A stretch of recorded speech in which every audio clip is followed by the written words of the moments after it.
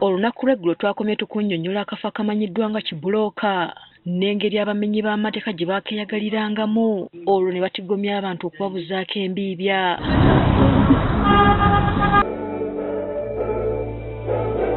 Kankuzeeyo k'emabega Kibulooka yali nnyumba ya mutaka omugagga mu biseera ebyo nga ye nnyumba yokka eyali yazimbibwa mu mabulooka.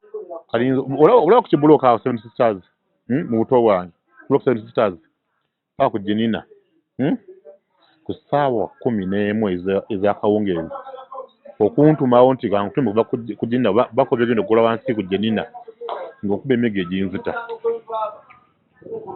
nga tewali mayumba. Nansana bwe yagenda ng'ekula erinnya lyasigalawo Kibulooka era obumenyi bw'amateeka bwasuzanga poliisi n'abakulembeze nga bakukunadde nga lumonde mu kikata.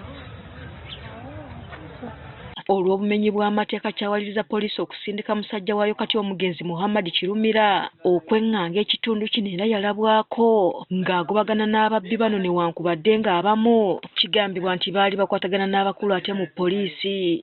Ate mulimu abiseera ebyo baayidanga abasirikale abakulu be bali bamanyi abagundi osi Cloud Kampala mumanyi alo bagunda mukutte osi gundi lwaki onyamba ku nsonga bweti mulimu bamukutte mwana wange oyo awo osi naye nga natendereerwa n'ata kwa reason bond jikira omuntu alina right ye ku police bond.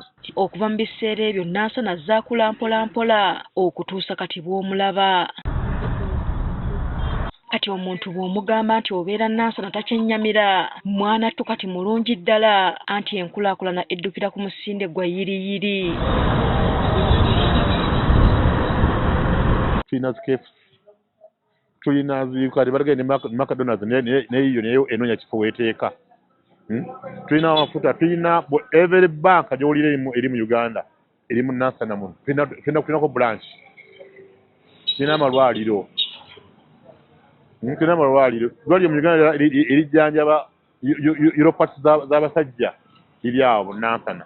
Ebizimbe gaggadde omuli n'ekizimbe kino ekya St. Joseph kw'okuba amaaso wamu n'ebizimbe ebirala omuli ne zikkalina ezimeruka buli kadde ze ziviiriddeko Nansana okweyongera okukula.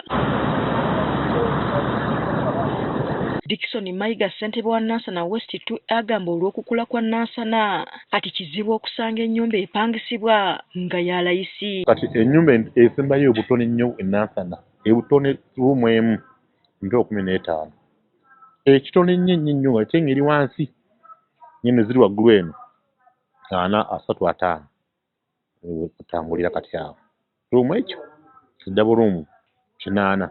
Yo wange ekyo Kibulooka omwali ng'ababbi kati kifaanana kitya?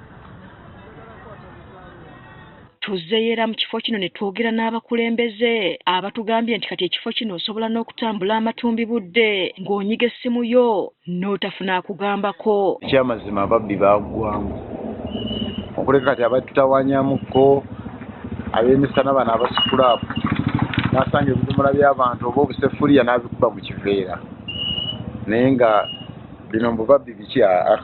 Ne kati omuntu osobola okutambula n'essimu yo n'otuuka gy'olaga ng'ogiina. Obumenyi bw'amateeka bugenze bukola ki? Buggwaawo, tetukyabuyina. Era twebaza nnyo chairman waffe omulimu gw'atukoledde ne ba defense be batukoledde omulimu munene. Farida Namukwayo omukulembeze w'ekitundu kino atubuulidde nti okumalawo obumenyi bw'amateeka baakwatagana n'ababbi bennyini ne batandika okufuuza buli mumenyi w'amateeka okutuusa bwe baabamalawo.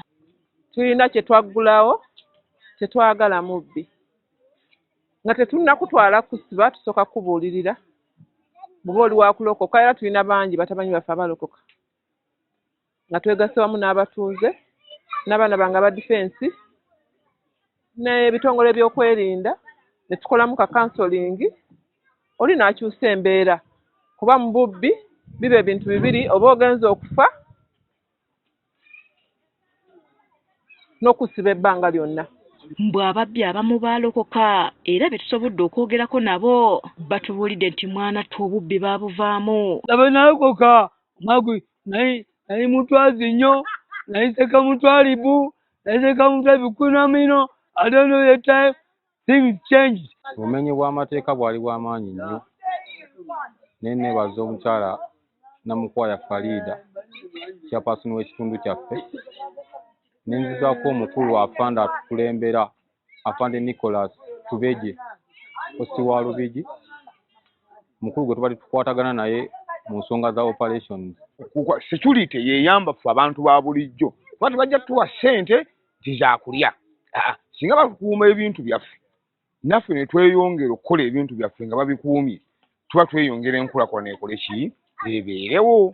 Wamma gwe buli muntu yenyumiriza mu Nansana era buli lukya abantu beeyongera okumusengamu.